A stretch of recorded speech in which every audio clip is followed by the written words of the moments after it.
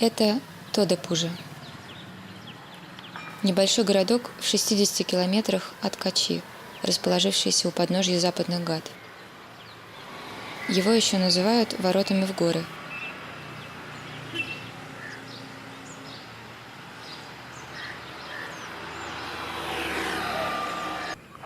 Эта дорога на восток ведет к одним из самых живописных мест на карте Кералы. Плантациям Муннара и Вагамана, национальным паркам Иравикулам и Периар, а также дамбе Идуки, некогда самый большой в Индии.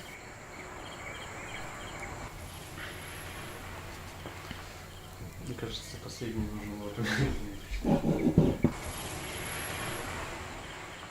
Сейчас раннее утро, но город уже достаточно активен. Особенно возле храмов, куда каждый отправляется совершить утренний обряд. Одних только индуистских святилищ здесь 11. Этот храм, к примеру, носит название Шри Кришна Свами Темпл. По легенде, он возник на месте явления Кришны одному медитирующему саньясину еще в средние века. Саньясин зажег огонь в том месте, где стояло божество, и с тех пор этот огонь непрестанно поддерживается.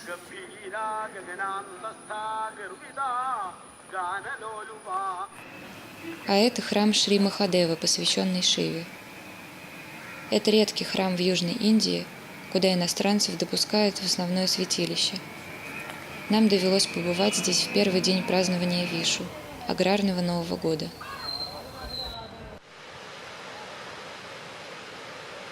А это река, давшая название городу. Тодопужа можно перевести как «ручей становится большим потоком».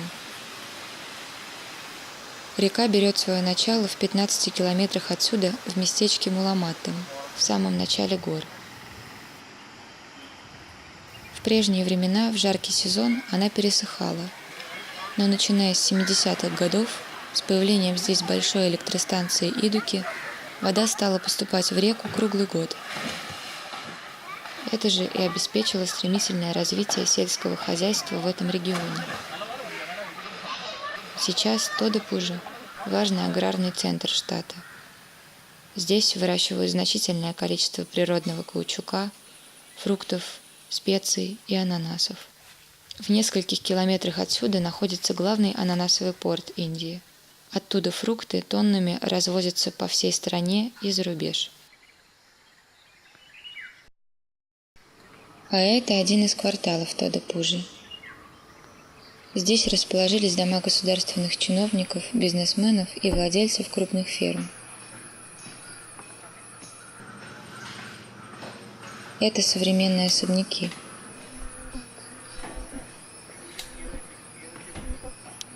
Совсем недавно всего этого здесь не было, за исключением этой небольшой семейной клиники, которая находится прямо на берегу реки.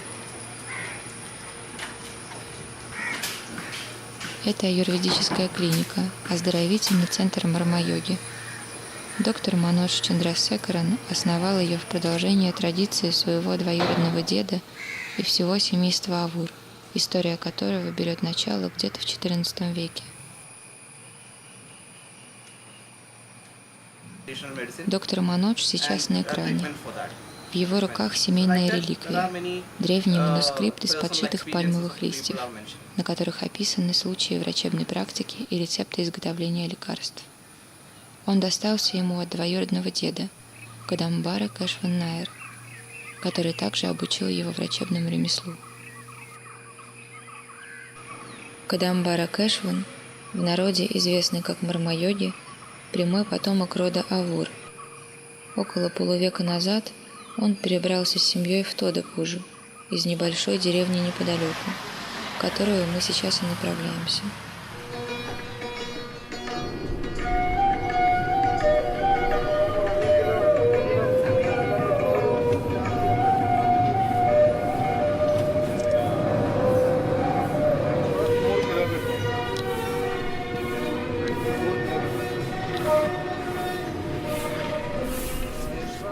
This is a place called Kolani, which is about 4 kilometers away from Thodupuzha, the main town, where we have our Ayurvedic center now.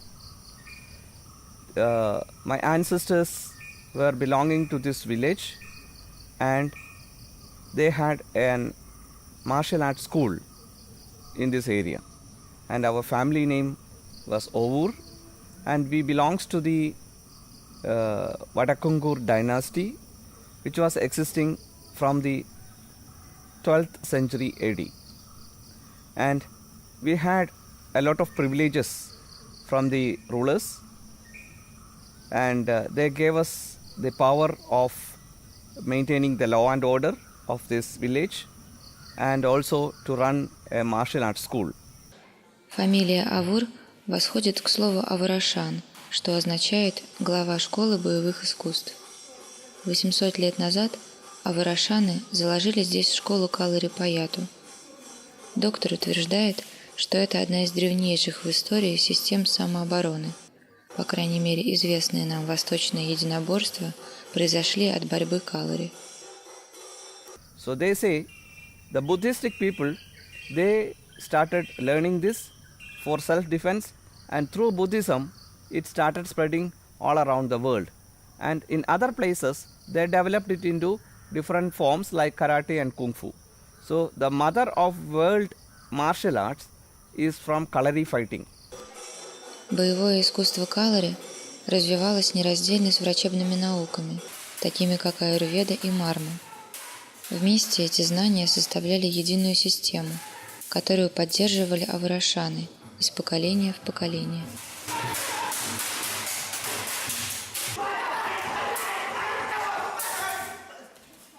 During those period, it was Ayurveda and Kalari systems were very connected, because to fight you need to know which all are the vulnerable points or vital points called marma in the body.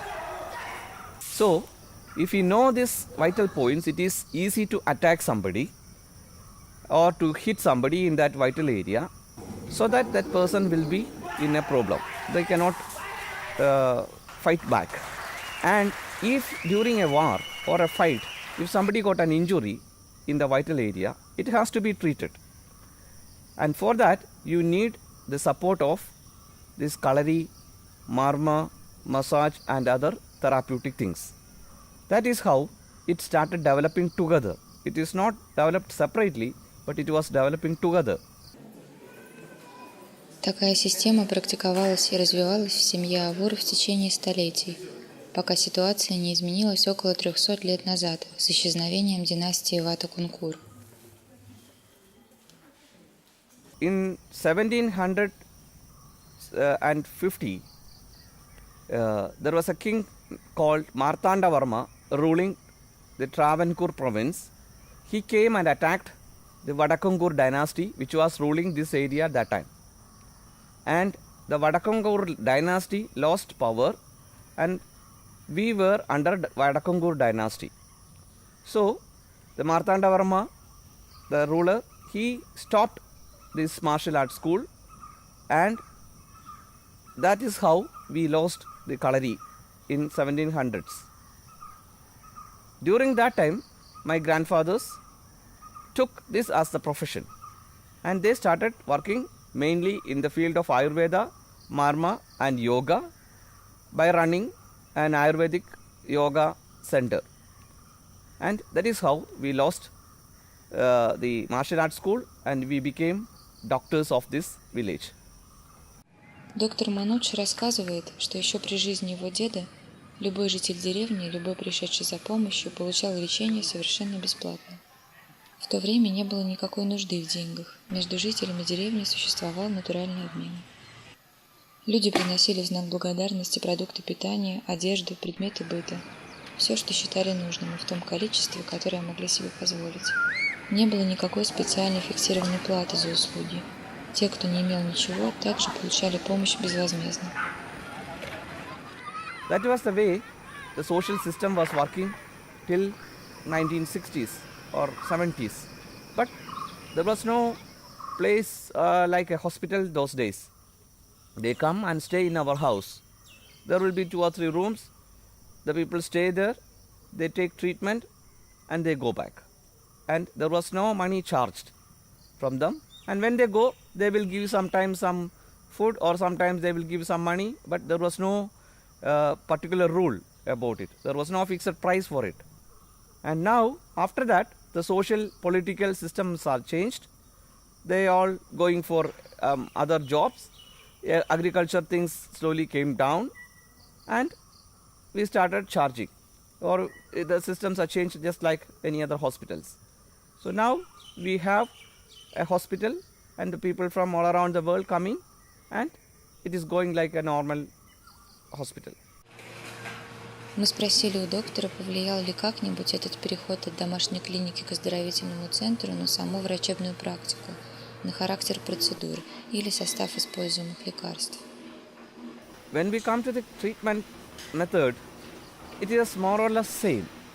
But as per the present development in the modern science, we also started checking the blood or blood pressure, and along with Ayurvedic diagnostic methods like pulse or this Ashtasthana Pariksha, that is what they say for diagnosis purpose. We use now X-rays or MRIs or other things also we are using. But the main therapeutic methods like Panchakarma or Marma therapy and all is remaining the same. It is not much changed. The method of treatment and other aspects of treatment is more or less the same.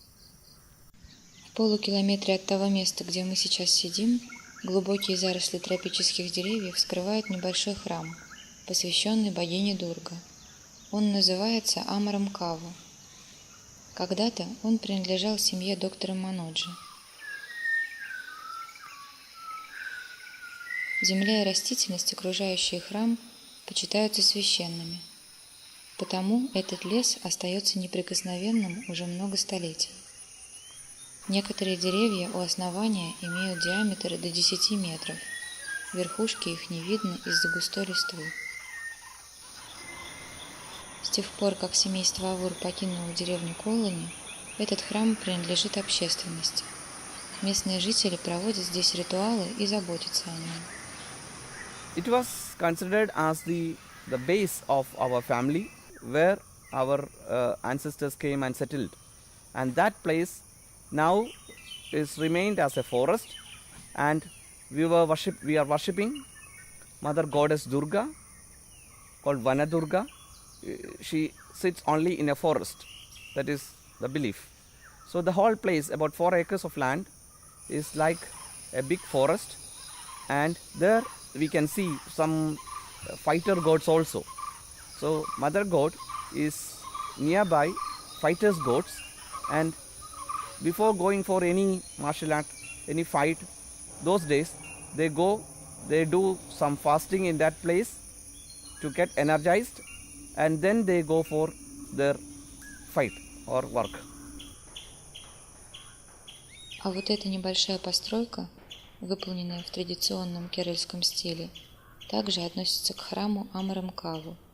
Когда-то здесь, до пришествия Мартандавармы, находилась та самая школа Калари, которой руководили аварашаны. Сейчас это место имеет сакральный смысл. В этом небольшом доме хранится меч богини-воительницы Дурги, покровительницы этой местности. В честь нее в определенные дни проводятся пуджи. Считается, что меч защищает деревню от каких бы то ни было негативных воздействий извне.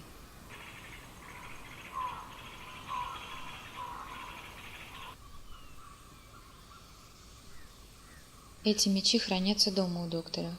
Как раз те самые мечи, на которых тренировались некогда бойцы Калари Паяту. Такие экземпляры, по-видимому, предназначались для новичков. Они меньше по размеру и по весу, нежели оригинальные. This is normally swords they use for the beginners. Generally, they use it for fighting. It have been used widely up to 18th century or 19th century. Before these guns and all were introduced to the army, being used very extensively by the army people, and also it is being taught in martial arts schools to fight with different types of swords. Exactly, I don't know how old it is. It is being in our family, in my using by our forefathers. So I don't know exactly how old, but not less than 150 or 200 years. А это другой тип традиционного оружия Южной Индии – меч-пояс.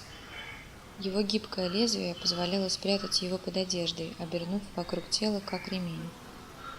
При случае такой пояс стремительно высвобождался, превращаясь в грозное оружие. But nowadays, in martial arts schools and other places, for competition purpose, they are using this type of swords, which is more long. This is only a small one, but for fighting and all, they were using swords which is flexible and which is more than 2 meters long. This is only a small form of that sword. It is called urumi in our language, and it's very powerful. If one who knows how to use that weapon, no one can reach 1 meter around him or 2 meters around him, because he can fight all around him, and no one can even reach near closer to him. Сам доктор никогда не обучался этому искусству. Однако некоторые из его дальних родственников имеют свои школы. Сегодня борьба калори потеряла свой практический смысл и существует в виде спортивных состязаний и шоу. В крупных городах Кералы не составит труда попасть на показательные бои калори. Но сегодня такие представления можно отнести к разряду фольклора, законсервированной традиции, нежели живой и полноценной. Прошу передавать пальцы.